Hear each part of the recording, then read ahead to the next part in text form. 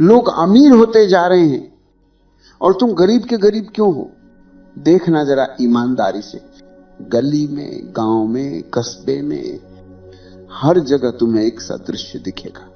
सुबह सबसे पहले जो आदमी खेत में, मजदूरी में, दुकान पर, रिक्शे पर, दफ्तर के बाहर हाजिरी लगाने खड़ा होता है, वही शाम को सबसे थका हुआ लौटता है और उसके घर में सबसे कम रोटी, सबसे ज्यादा चिंता होती है। और जो आदमी इतना पसीना नहीं बहाता, जो हर वक्त हांफता नहीं, जो थोड़ा चुप बैठकर देखता है, सोचता है, योजना बनाता है, धीरे धीरे उसके पास जमीन बढ़ती जाती है, दुकानें बढ़ती जाती हैं, नाम बढ़ता जाता है, तुम्हारे भीतर कसक उठती है। मेहनत तो हम ज्यादा करते हैं, फिर अमीर ये क्यों हो रहे? बचपन से तुम्हें एक ही श्लोक रटाया गया, मेहनत करो फल मिलेगा, जैसे ये कोई वेद मंत्र हो जिस पर सवाल करना भी पाप हो। मैं तुमसे पूछता हूं, अगर केवल मेहनत से ही सब होता तो इस धरती पर सबसे अमीर किसान होते, मजदूर होते, खनन में उतरने वाले होते, पत्थर तोड़ने वाले होते। इतिहास देखो, सबसे अमीर हमेशा वे बने जिन्होंने दिमाग चलाया, रणनीति बनाई, दूसरों की मेहनत को अपनी दिशा दी। राजा खुद खेत नहीं जोतता था, सेठ खुद गोदाम में बोरी नहीं ढोता था, साम्राज्य बनाने वाले खुद ईंट नहीं उठाते थे। ईंट उठाने वाला थक गया, ईंट लगाने वाला अमर हो गया। तो सवाल मेहनत का नहीं है, सवाल यह है कि तुम्हारी मेहनत के पीछे बुद्धि है या नहीं, दृष्टि है या नहीं, रणनीति है या नहीं। तुम्हारी हालत उस बैल जैसी है जो तेल की घानी में सालों घूमता है, दूरी बहुत तय करता है, मंजिल कहीं नहीं पहुंचता, दिन भर घूमकर वहीं लौट आता है जहां से चला था। तुम भी वही कर रहे हो, कल भी यही था, आज भी यही है, कल भी यही रहेगा। केवल उम्र बदलेगी, झुर्रियां बढ़ेंगी, घुटने चिटकेंगे, पर तुम्हारा स्थान वही रहेगा। तुम्हें इतना भी ध्यान नहीं आता कि मेहनत को देवता बना बनाकर समाज ने तुम्हारे हाथ से दिमाग छीन लिया। तुम्हें कहा सोचना मत, बस खटना, ऊपर वाले पर छोड़ दे, भाग्य पर छोड़ दे। और ऊपर से सब उदाहरण यही दिए गए। देख वो किसान कितना मेहनती है, देख वो मजदूर कितना ईमानदार है। किसी ने ये नहीं दिखाया कि उसी मेहनती किसान की जमीन किसी चालाक सेठ ने कागज के 2 पन्नों पर कैसे खरीद ली। तुम्हें झूठा गर्व दे दिया गया, हम मेहनती लोग हैं। तुमने सोचना ही छोड़ दिया कि हम बेचने वाले हैं या खरीदे जाने वाले हैं, हम निर्णय लेने वाले हैं या दूसरों के निर्णय पर केवल हस्ताक्षर करने वाले। मैं तुमसे कह रहा हूं, गरीब तुम्हारी जेब बाद में हुई है, पहले तुम्हारा सिर गरीब हुआ है। पहले तुम्हारी नजर सिकुड़ी, फिर तुम्हारा घर सिकुड़ गया। पहला खंड केवल इतनी चोट करना चाहता है, जब तक तुम मेहनत को ही धर्म मानकर दिमाग को संदेह की नजर से देखते रहोगे, तुम्हारे हाथ तो छिलेंगे पर मुट्ठी खाली रहेगी। अब जरा जड़ों में चलते।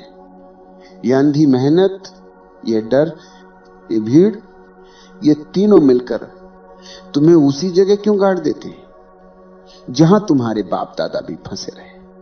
तुम्हें लगता है तुम मेहनती हो। मैं कहता हूं ज्यादातर लोग मेहनती नहीं, डरे हुए होते। सुबह वे उठते नहीं, धकेले जाते। भूख का डर धक्का देता है, कर्ज का डर धक्का देता है। लोग क्या कहेंगे, ये डर धक्का देता है। जो काम डर से उठता है वो तुम्हें रोटी तो दे सकता है, रास्ता नहीं दे सकता। डर कहता है बस इतना कर कि आज बच जाए, कल देखा जाएगा। कभी किसी बूढ़े मजदूर की आंखों में गहरे उतर कर देखना। 70 साल पुरानी थकान मिलेगी पर भीतर कोई नक्शा नहीं मिलेगा। 70 साल से वो वही चक्कर काट रहा है। ये जो डर है, इसी ने तुम्हारी मेहनत को नौकर बना दिया है, मालिक नहीं बनने दिया। फिर आती है भीड़। इतिहास में भीड़ ने कभी साम्राज्य नहीं बनाया, भीड़ ने केवल जयकारे लगाए। निर्णय हमेशा कुछ जागे हुए दिमागों ने लिए, हजारों हाथों ने बाद में उन्हें निभाया। तुम्हें बचपन से बताया गया, लोग जहां जा रहे हैं वही सही रास्ता है। भीड़ गलत नहीं हो सकती। भीड़ का स्वभाव याद रखना। भीड़ को सत्य नहीं चाहिए, भीड़ को सुविधा चाहिए, भीड़ को ऊंचाई नहीं चाहिए, भीड़ को आदत चाहिए। तुमने भीड़ को गुरु बना लिया। किसी जमाने में सब खेती में लगे थे, तुम भी लग गए। फिर सब शहर भाग गए, तुम भी भाग गए। कभी नए व्यापार की हवा चली, तुम उसमें भी झोंक दिए गए। तुमने कभी रुके बिना आत्मा से नहीं पूछा, मेरे भीतर क्या बीज है, मेरा कौशल क्या है, मेरी भूमि किस काम के लिए बनी। भीड़ के पीछे चलने वाला हमेशा सबसे पीछे रहता है, क्योंकि भीड़ जिस जगह पहुंची वहां पहुंचते पहुंचते समय बदल चुका होता है। तुम बाजार की उस दुकान पर पहुंचते हो जहां सेल खत्म हो चुकी है, बोर्ड अभी भी लटका है, झंडे अभी भी लगे हैं, पर माल किसी और ने उठा लिया। तुम दरवाजे पर खड़े रह जाते हो और कहते हो मेरे नसीब ही खराब है। फिर तीसरी डोरी आदत, तुम्हारी आदत है कि जो कल किया था आज भी वही करोगे। कल जिस रास्ते गए थे आज भी उसी पर जाओगे। कल जिस व्यक्ति से डर कर पीछे हटे थे आज भी उससे डरोगे। तुम्हारे भीतर एक अदृश्य घड़ी चलती है, किस समय उठना है, किस समय शिकायत करनी है, किस समय रोना है, किस समय दूसरों को दोष देना है। तुम्हारी जुबान के वाक्य भी तय हैं, समय खराब है, ऊपर वाला नहीं चाहता, सरकार खराब है, कोई हमारा नहीं। यह सब आदत की भाषा है, जागरूकता की नहीं। इतिहास में देखो, जिसने आदत तोड़ी वही नाम बन गया। कबीर करघे पर बैठा था, सिर्फ धागा नहीं बुन रहा था, शब्द भी बुन रहा था। नानक व्यापारी था, सिर्फ सौदा नहीं कर रहा था, एक दिन सारी गिनती लंगर में बहा दी। ये गिनती नहीं, ये तो बांध है। तुम्हारे हाथ में करघा है, तुम्हारे पास दुकान है, तुम्हारे पास नौकरी है, पर उसके भीतर कोई नई दृष्टि नहीं उतरती। तुम वही करते हो जो हजारों ने किया, फिर उम्मीद रखते हो कि परिणाम अलग आए। दूसरा खंड तुम्हें केवल इतना दिखाना चाहता है, तुम्हारी गरीबी की जड़ कमी मेहनत में नहीं, कमी जागरूकता में। तुम्हारी मेहनत डर से चल रही है, तुम्हारी दिशा भीड़ से तय हो रही है। तुम्हारा हर दिन आदत के हवाले है। जब तक ये तीनों मिलकर तुम्हें चलाते रहेंगे तब तक तुम किसी और के खेल के मोहरे रहोगे। तीसरे खंड में हम अंदर उतरेंगे जहां तुम्हारा धन वाला लोभ भी बैठा है और धन का डर भी, जहां तुम अमीर होना भी चाहते हो और अमीरों से नफरत भी करते हो। यही तुम्हारा सारा खेल फंसा हुआ है। अब जरा भीतर उतर कर देखो, धन चाहिए या नहीं? सच सच कहना, प्रवचन सुनने की भाषा मत बोलना। चाहिए दिल से, पूरी चाह से, क्योंकि बिना धन के दवा भी दान बन जाती है, रोटी भी एहसान बन जाती है, रिश्ते भी बोझ बन जाते हैं। तुम चाहते हो कि तुम्हारे बच्चों को अच्छा विद्यालय मिले, बीमारी में अच्छे वैद्य डॉक्टर तक पहुंच हो, बुढ़ापे में हाथ फैलाकर किसी के दरवाजे पर खड़े न होना पड़े। तुम चाहते हो कि जहां जाओ थोड़ी इज्जत से देखा जाए, कोई तुम्हें दया की निगाह से न देखे। लेकिन इसी के साथ तुम्हारे भीतर एक दूसरा ही पाठ भी चल रहा है, जो बचपन से तुम्हारे कान में भरा गया। बहुत पैसा आएगा तो इंसान बिगड़ जाता है। अमीर लोग निर्दयी होते हैं, धन आए तो धर्म चला जाता है। ईमानदार तो वही जो फटेहाल रहे। घर में किसी अमीर आदमी का जिक्र आया, किसी ने कहा बहुत पैसा है उसके पास, तुरंत दूसरा वाक्य जुड़ जाता है, जरूर कहीं ना कहीं गड़बड़ की होगी, सीधा आदमी इतना नहीं कमा सकता। तुम्हारे गांव शहर में यदि कोई अचानक उभर जाए तो लोग दो ही बातें करते हैं, या तो चापलूसी करेंगे या पीठ पीछे कहेंगे काला धन है, बेईमान है, कुछ तो खेल किया होगा। यह सब सुन सुनकर तुम्हारे भीतर एक अजीब सा द्वंद्व बन गया। तुम धन भी चाहते हो और धन वालों से चलते भी हो। तुम संपन्नता की इच्छा भी रखते हो और संपन्न को भीतर से घृणा की नजर से भी देखते हो। सोचो, जिस चीज को तुम अपने भीतर ही पाप, छल, पतन से जोड़ चुके हो, उसे तुम्हारा मन पूरी निष्ठा से कैसे स्वीकार करेगा। जब भी कोई अवसर आता है, थोड़ा बड़ा कदम, थोड़ी ज्यादा जिम्मेदारी, थोड़ी अलग राह, थोड़ा जोखिम, तुरंत भीतर से आवाज उठती है, ये लोभ है, ये दुनियादारी है, ये तो गिरावट है, मैं तो सीधा साधा आदमी हूं। और तुम पीछे हट जाते हो। फिर जब वही अवसर किसी और के हाथ जाता है और वो आगे निकल जाता है, तुम रात को लेट कर कहते हो नसीब ही खराब है, किस्मत साथ नहीं देती।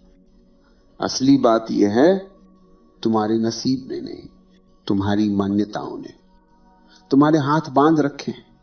तुम्हारे मंदिरों में भी भिखारी चेतना दिखाई देती है। लोग वहां भी सौदा कर रहे हैं, इतना चढ़ाऊंगा उतना दे देना। यह भी धन की ही भूखमरी है। जेब से मंदिर तक हर जगह एक ही रट, दे दे दे। तुम धन के बिना भी धन के गुलाम हो। तुम्हारा दिन धन की शिकायत में कटता है, तुम्हारी रात धन के सपने में कटती है, तुम्हारी बातचीत धन वालों की निंदा में कटती है। यह कैसी विचित्र बात है। तुम जिस चीज को दिन भर गाली देते हो, उसी के लिए रात को प्रार्थना भी करते हो। ये दो विपरीत धाराएं तुम्हें बीच से फाड़ देती, इसलिए तुम्हारे निर्णय कभी पूरे नहीं होते। काम करते हो तो आधे दिल से जोखिम लेते हो, तो आधे भरोसे से कोई अवसर आए तो आधे मन से पकड़ते हो और आधे मन से छोड़ देते हो। जो अमीर होते जाते हैं उनके भीतर ये दोहरी भाषा नहीं होती। वे धन को न देवता बनाते हैं न राक्षस। वे जानते हैं धन बस बल है, जैसे आग है जिससे रोटी भी पक सकती है और घर भी जल सकता है। तुमने आग को सीधे नरक का द्वार मान लिया और ठंड में कांपते हुए गुनगुनाते रहे। कंबल भी नहीं, अवश्य ही ईश्वर की इच्छा है। तृतीय खंड तुम्हें यह दिखा रहा है कि तुम्हारी गरीबी का अधहद हिस्सा बाहर की व्यवस्था का परिणाम हो, पर आधा हिस्सा तुम्हारे भीतर बैठे इन्हीं टूटे फूटे वाक्यों का है। जब तक तुम्हें धन से प्रेम भी है और धिक्कार भी, तब तक तुम्हारे सभी प्रयास दो घोड़ों पर सवार रहेंगे। एक आगे दौड़ेगा, दूसरा पीछे घसीटेगा और तुम बीच में हीन भाव के साथ धराशायी होते रहोगे। अब जरा और भीतर चलो, जहां पता चलता है कि गरीबी सच में कहां बैठी है, जेब में या सोच में। मैं तुम्हें दो तस्वीरें दिखाना चाहता हूं। पहली तस्वीर, एक साधारण आदमी, कपड़े ठीक ठाक, घर छोटा, कमाई सीमित, पर उसके चेहरे पर एक अजीब सी ठहराव है। बात में साफ साफपन है, आंखों में झुकाव नहीं, सिर सीधा। वो बोलता है तो अपनी जुबान का मालिक लगते हैं, किसी की दया पर नहीं। दूसरी तस्वीर, बहुत नाम वाला, बहुत काम वाला, गाड़ी, बंगला, सब कुछ, लेकिन उसकी आंखें हर समय गिनती कर रही हैं, किसने कितना लिया, मैंने कितना दिया, किसकी क्या नियत है, किससे कितना बचना है। हंसता भी है तो भीतर कांपता है, सौदा भी करता है, तो मन में असुरक्षा बैठी है। अब बोलो, गरीब कौन है? जिसके पास कम है पर भीतर भरोसा है, या जिसके पास बहुत है पर भीतर कांपता बच्चा है, जो हर समय डरता है कहीं सब छिन न जाए। असली गरीबी वो जगह है जहां से तुम अपने निर्णय उठाते हो। यदि तुम्हारे हर निर्णय की जड़ में डर बैठा है, तुलना बैठी है, भीख मांगती नजर बैठी है, तो धन चाहे जितना हो तुम भिखारी ही रहोगे। देखो अपने आसपास कितने लोग हैं जो हर समय यही बोलते मिलेंगे, कमी है, कमी है, कमी है। वो मंदिर जाएंगे तो भी कहेंगे और दे, और दे। घर लौटेंगे तो भी और चाहिए, और चाहिए। उनके मुंह से कभी ये वाक्य नहीं निकलेगा, जो है उसे कैसे रचूं, जो मिला है उसे किस सुंदरता में बदलूं। ये भिखारी चेतना है। इसके लिए कीमत नहीं देखनी, आदत देखनी है। गौतम बुद्ध महल छोड़कर गए क्योंकि बाहर का वैभव भीतर की खाली कटोरी नहीं भर पाया। जनक राज सिंहासन पर बैठे रहे, फिर भी भीतर से मुक्त हुए क्योंकि उन्होंने भीतर की भूख को पहचाना, बाहर की सजावट को नहीं। एक ने बाहरी धन छोड़ दिया, दूसरे ने भीतर की गरीबी छोड़ दी। मुद्दा धन नहीं, मुद्दा यह है कि तुम्हारी चेतना कहां बैठी है। तुम्हारे घर में भले ही 2 ही बर्तन हो, पर यदि तुम्हारी नजर हर समय दूसरों की थाली में है तो तुम गरीब हो। तुम्हारे पास बहुत सामान्य हो, पर यदि तुम्हें एक क्षण भी यह भरोसा नहीं कि जो हूं ठीक हूं, जो है पर्याप्त है, इससे भी सृजन कर सकता हूं, तो तुम भी गरीब हो। गरीब सोच वाला आदमी हर हाल में कमी ढूंढ लेता है। उसे सूरज भी तपिश लगता है, हवा भी बीमारी लगती है, मौका भी धोखा लगता है। समृद्ध सोच वाला आदमी हर हाल में कोई ना कोई दरवाजा ढूंढ लेता है। उसे कठिनाई भी पाठ लगती है, हार भी अनुभव लगती है, अभाव भी दिमाग को पैना करने का मौका लगता है। तुम्हारी असली गरीबी वो जगह है जहां तुम अपने आप से ये कह कर जीते हो, मेरे बस का नहीं, मेरी औकात नहीं, दुनिया ही ऐसी है, कुछ नहीं हो सकता। जब तक ये वाक्य भीतर चलते हैं, तब तक तुम जितना भी कमा लो, जितना भी जमा लो, तुम्हारी चाल में भिखारी की झिझक रहेगी।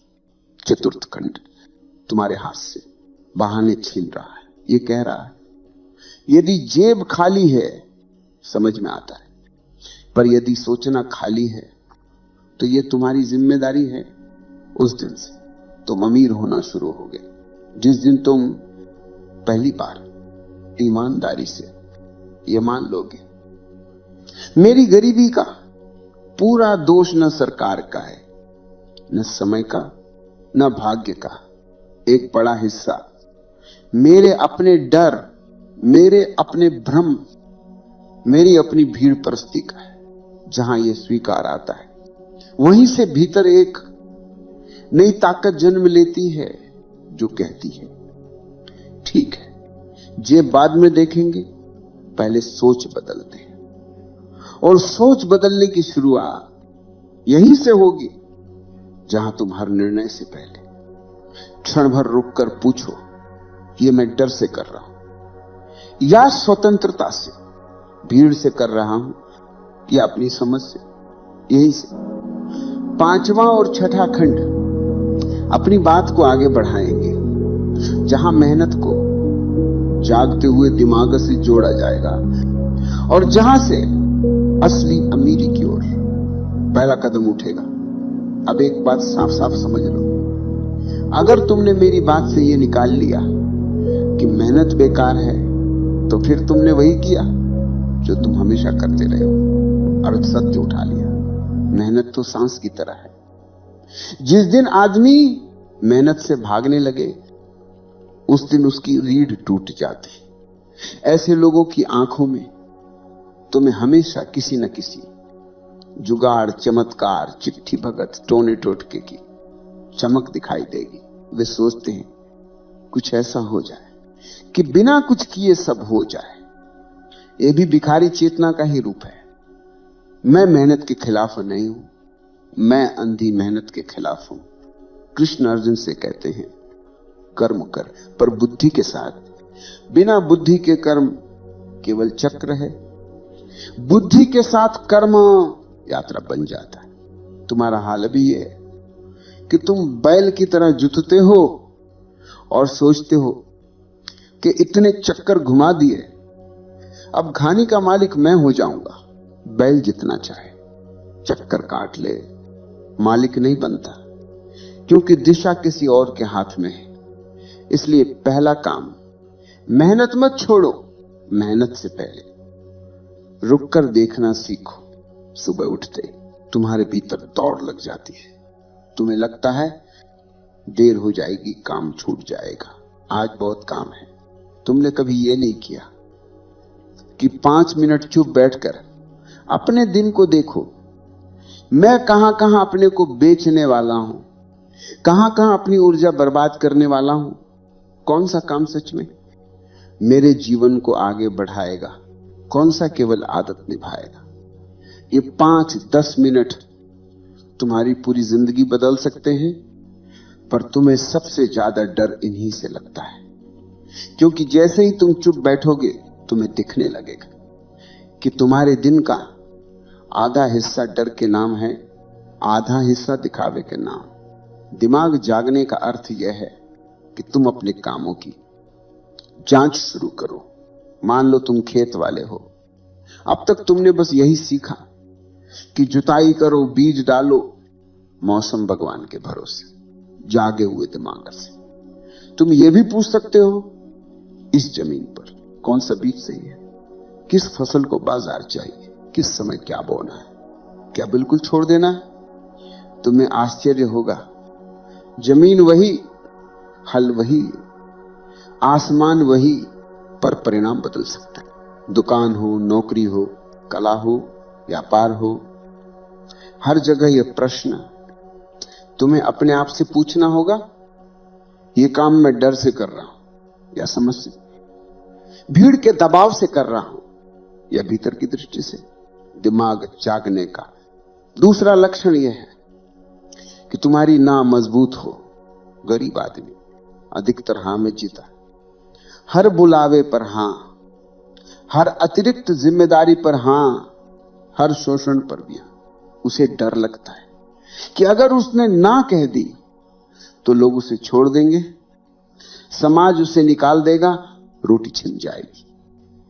समृद्ध सोच वाला आदमी जानता है कि कहां झुकना है और कहां सीधा खड़ा होना है। वो हर लालच पर नहीं कूदता, हर लाभ पर नहीं दौड़ता। उसे मालूम है कि कुछ चीजें छोड़नी भी पड़ती है ताकि बड़ा कुछ पकड़ सके। तीसरा लक्षण, असफलता से तुम्हारा रिश्ता बदल जाए। अभी तुम्हारी हालत यह है कि एक बार चूके तो सालों तक रोते रहते हो। जैसे बच्चे को कभी किसी ने कहा था तू कुछ नहीं कर सकता, और वो वाक्य आज तक तुम्हारी हड्डियों में गूंजता है। जागा हुआ दिमाग असफलता को कचरा नहीं, खाद बना देता है। वो देखता है मैं कहां सोया था, कहां मैंने भीड़ की सुनी, कहां मेरा निर्णय डर से हुआ। फिर वो अगली बार उसी जगह ज्यादा आंख खोलकर जाता है। जो लोग ऊपर उठते हैं उनकी जिंदगी में गलतियां तुमसे कम नहीं, तुमसे ज्यादा होती हैं। बस फर्क इतना है कि वे हर गलती से सीखते हैं, तुम हर गलती से अपने ऊपर ठप्पा लगाते हो। धीरे धीरे तुम्हारी मेहनत अपना धर्म बदलने लगती है। पहले मेहनत तुम्हें थका देती थी, अब मेहनत के साथ समझ जुड़े तो वही मेहनत तुम्हें पैना बनाती है। पहले तुम केवल दूसरों का बोझ उठाते थे, अब तुम ये देखने लगते हो कि मैं किस काम से कुछ नया पैदा कर सकता हूं। नई व्यवस्था, नया तरीका, नया रास्ता, नया विचार, यहीं से धन तुम्हारे लिए केवल जितना ज्यादा उतना अच्छा नहीं रह जाता, वो प्रश्न बन जाता। क्यों, कैसे, किस लिए? और जब धन प्रश्न बनता है, साधन बनता है, तब तुम अंदर से एक अजीब हल्कापन अनुभव करते हो। तुम धन को पकड़ते हो पर धन तुम्हें नहीं पकड़ पाता।